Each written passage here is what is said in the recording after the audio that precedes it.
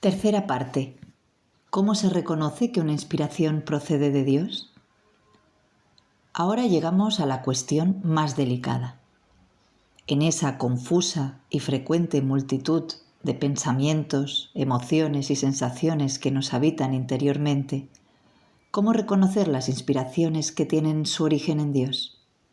¿Cómo identificar lo que viene del Espíritu Santo sin confundirlo con lo que quizá es fruto de nuestra imaginación, de la autosugestión o de las tentaciones del demonio?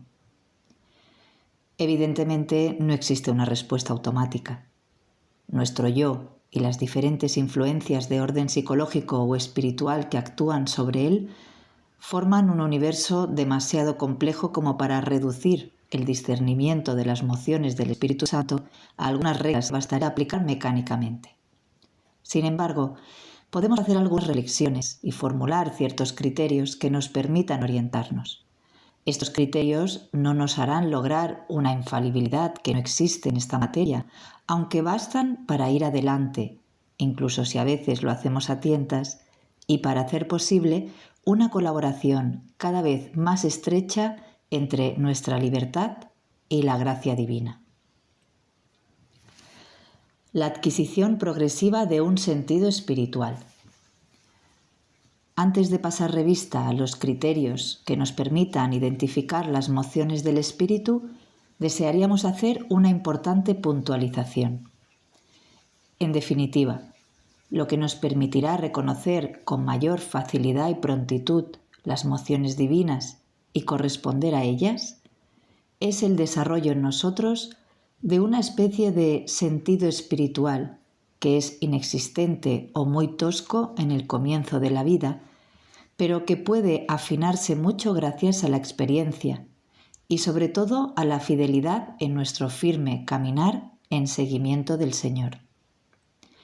El desarrollo de ese sentido espiritual procede de la teología de los dones del Espíritu Santo, tal y como lo han expuesto Santo Tomás de Aquino y muchos otros autores, cada uno a su modo.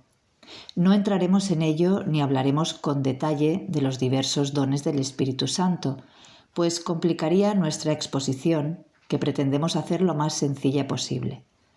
No obstante, vean el texto de San Francisco de Sales en el anexo.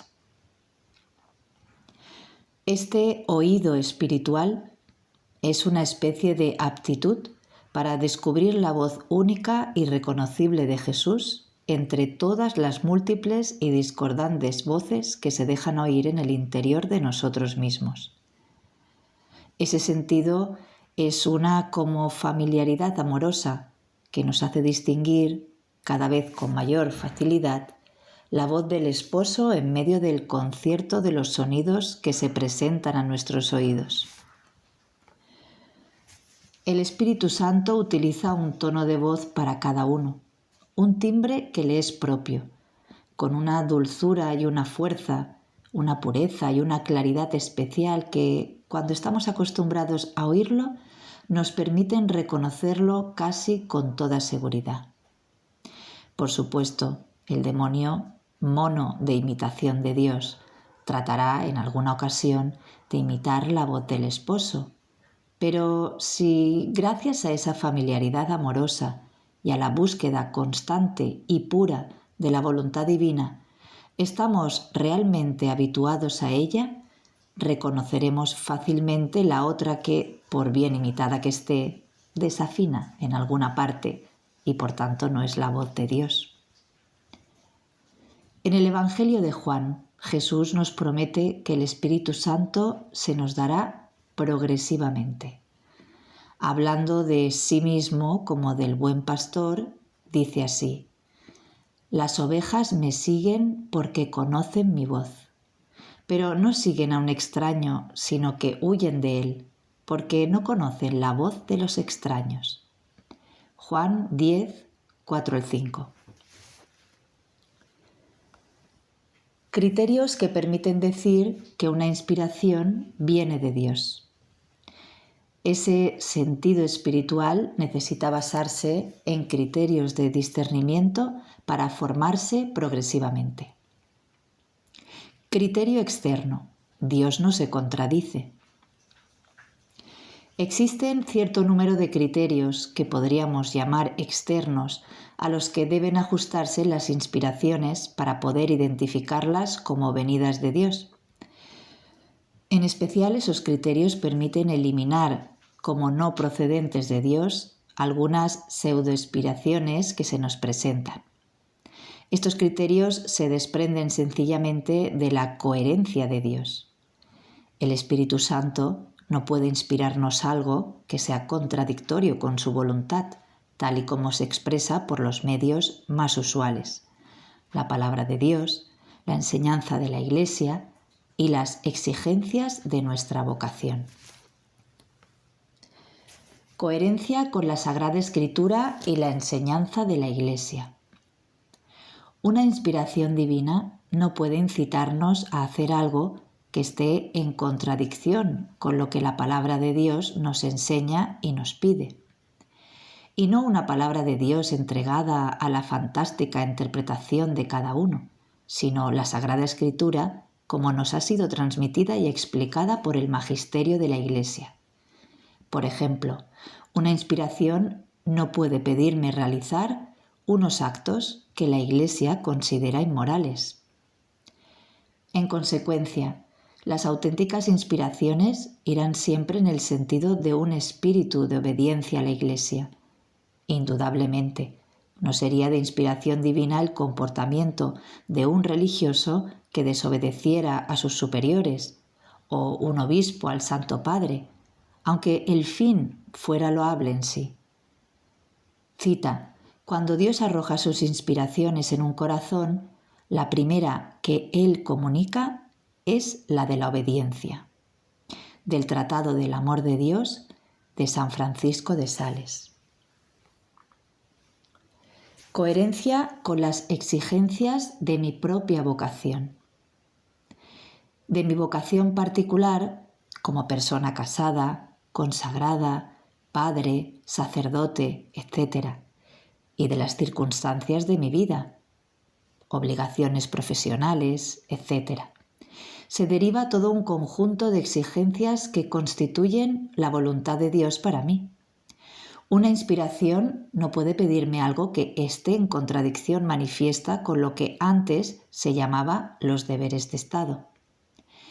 El Espíritu Santo puede incitar a una madre de familia a preocuparse un poco menos por las labores del hogar para dedicar algún tiempo a la oración. Pero si le sugiere que emplee tanto tiempo en la oración hasta el punto de que su marido y sus hijos lleguen a padecer, habría que plantearse algunas preguntas. Las inspiraciones van dirigidas hacia el cumplimiento de los deberes de Estado, no le desvían de él, sino que, al contrario, facilitan su realización. Este criterio suele tener unos ámbitos de aplicación un poco delicados, pues el límite que nos trazan nuestros deberes de Estado presenta cierto margen de flexibilidad. La contradicción entre deberes de Estado y ciertas inspiraciones puede ser a veces más aparente que real. La historia de la Iglesia presenta casos límite en este terreno. Nicolás de Flue, abandonando a su familia, o Santa Juana de Chantal pasando por encima de uno de sus hijos, tirado delante de la puerta para impedirle que obedezca a la llamada de fundar la Visitación. Pero estas decisiones no eran fruto de la obstinación, habían sido maduradas profundamente en la oración, en la meditación y sometidas al criterio de un director espiritual.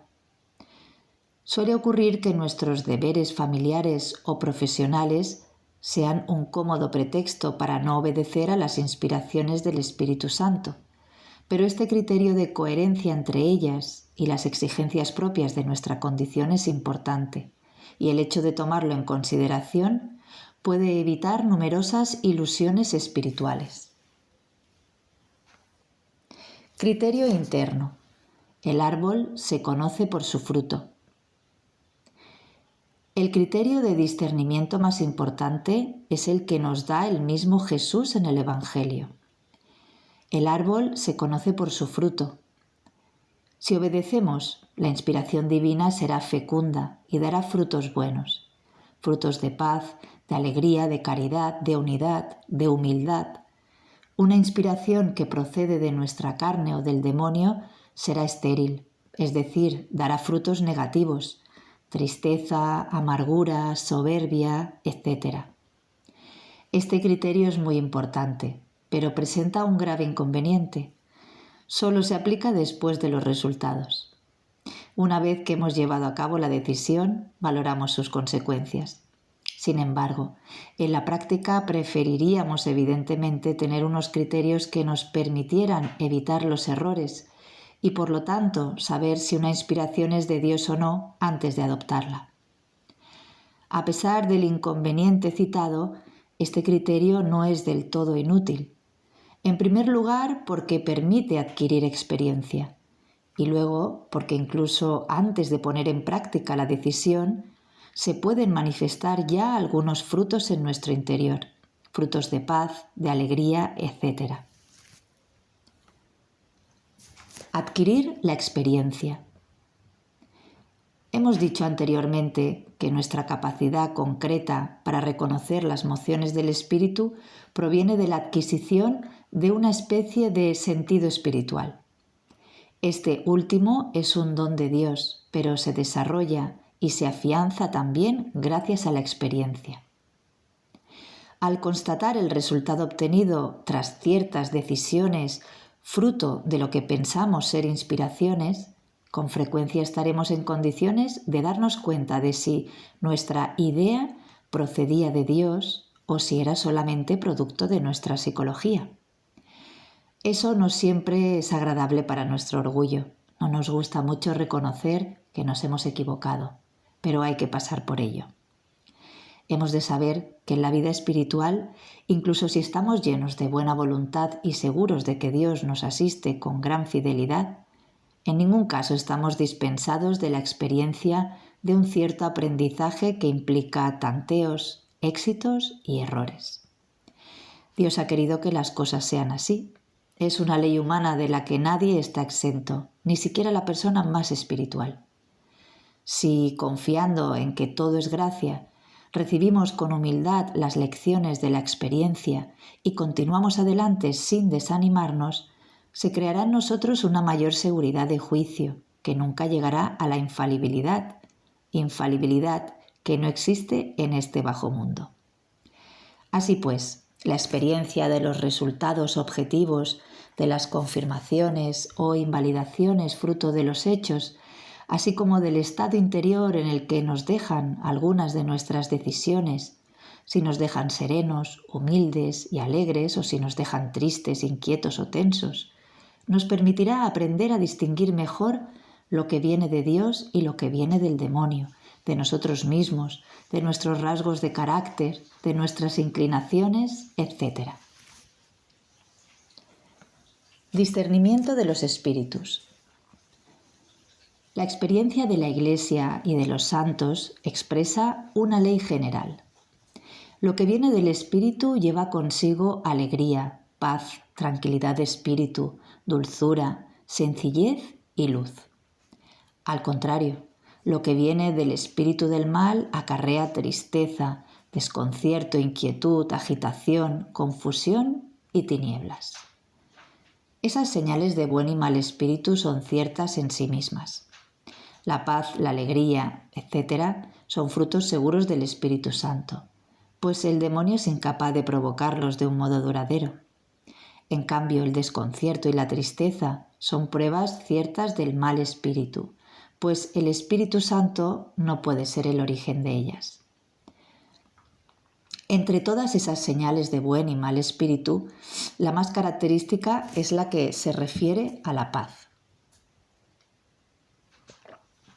El Espíritu de Dios produce inevitablemente paz en el alma. El demonio produce inevitablemente inquietud. Sin embargo, en la práctica las cosas son más complejas. Una inspiración puede venir de Dios y, no obstante, suscitar en nosotros un gran desconcierto.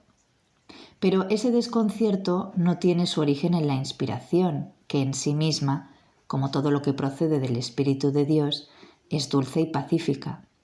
procede de nuestra resistencia a ella. Una vez que la recibimos y dejamos de oponer esa resistencia, nuestro corazón se encuentra entonces inmerso en una profunda paz. Es una situación muy frecuente.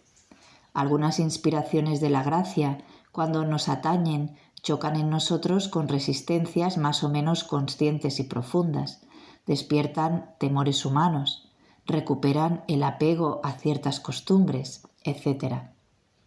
Nos inquieta la perspectiva de poner en práctica lo que sugiere el Espíritu Santo. ¿Cómo voy a lograrlo? ¿Qué van a pensar los demás? ¿Tendré la fuerza necesaria? Etcétera. Para describirlo podemos emplear una imagen, la de un gran río tranquilo en sí mismo, pero en el que se producen remolinos y torbellinos cuando encuentra obstáculos. Cuando una inspiración viene realmente de Dios y hacemos callar nuestros temores, aceptándola de todo corazón, entonces la paz nos inunda inevitablemente. El Espíritu Santo no deja de conceder esa paz al que se deja guiar por él. En ocasiones, esta paz solamente puede residir en el extremo más fino del alma, mientras que en el plano humano y psicológico subsisten preguntas e inquietudes, pero la paz está ahí y es reconocible. Y al contrario, si una inspiración viene del demonio o de lo que en nosotros hay de malo, ambiciones, egoísmo, la exagerada necesidad de ser apreciados, y la consentimos, jamás podrá dejar nuestro corazón en una paz completa y profunda. Esa paz solo será aparente y bastará muy poco para que desaparezca, dando paso a la confusión. Podemos negar esta confusión, podemos reprimirla en el fondo de la conciencia, pero está ahí, dispuesta a resurgir cuando llegue la hora de la verdad. Subrayemos, pues, este punto importante. Una inspiración divina puede desconcertarnos en un primer momento, pero en la medida en que no la rechacemos, sino que nos abramos a ella y la aceptemos, poco a poco nos infundirá la paz. Esta es una ley básica, aplicable en situaciones normales de la vida espiritual al que está sinceramente dispuesto a hacer la voluntad de Dios en todas las cosas. Sin embargo, la vida espiritual y la interacción entre lo espiritual y lo psicológico son realidades complejas, y así pueden presentarse situaciones de prueba, de temperamentos psicológicos peculiares, que hacen difícil la aplicación práctica de este criterio. Pero sigue siendo fundamental, y lo encontramos en toda la tradición de la Iglesia. Signos complementarios: constancia y humildad. Una de las características del Espíritu de Dios es la constancia. En cambio, lo que viene de nuestra carne o del espíritu malo es inestable y variable. Sabemos que nada hay más inconstante que nuestro humor o nuestros antojos. Y lo mismo el demonio. Nos empuja en una dirección, luego en otra. Nos pone en mente la idea de abandonar un proyecto para emprender uno nuevo, de modo que al final no hagamos nada en absoluto. Una de las frecuentes estrategias que pone en práctica para impedirnos llevar a cabo un propósito bueno consiste en hacernos seducir por otro que consideramos mejor, con objeto de que nos apartemos del primero. Y al contrario, las inspiraciones divinas son estables y constantes. Por eso, como regla general, es conveniente no obedecer a una inspiración con demasiada rapidez, sobre todo en temas importantes, con el fin de comprobar que no desaparece completamente al cabo de cierto tiempo, lo que será una prueba de que no proviene de Dios. Otra característica del Espíritu de Dios consiste en que, al iluminarnos e impulsarnos a actuar, imprime en el alma una profunda humildad.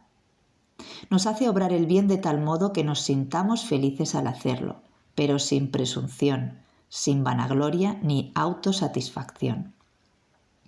percibimos claramente que el bien que realizamos no viene de nosotros mismos, sino que viene de Dios. Cuando actuamos movidos por el Espíritu Santo, puede haber en ello, porque somos humanos, un punto de vanagloria que viene a parasitarnos y contra el que hemos de defendernos, pero en el fondo vemos claramente que no somos más que fragilidad, que todo el bien que podemos realizar procede de Dios y que no tenemos motivos para enorgullecernos. Esta auténtica humildad no aparece en el que actúa por impulso de su carne o del demonio. Y no olvidemos que en la práctica una de las pruebas más seguras de humildad es el espíritu de obediencia. En conclusión, podemos decir que las inspiraciones divinas se reconocen en esto. Nos infunden paz, no son variables e imprimen en nosotros sentimientos de humildad.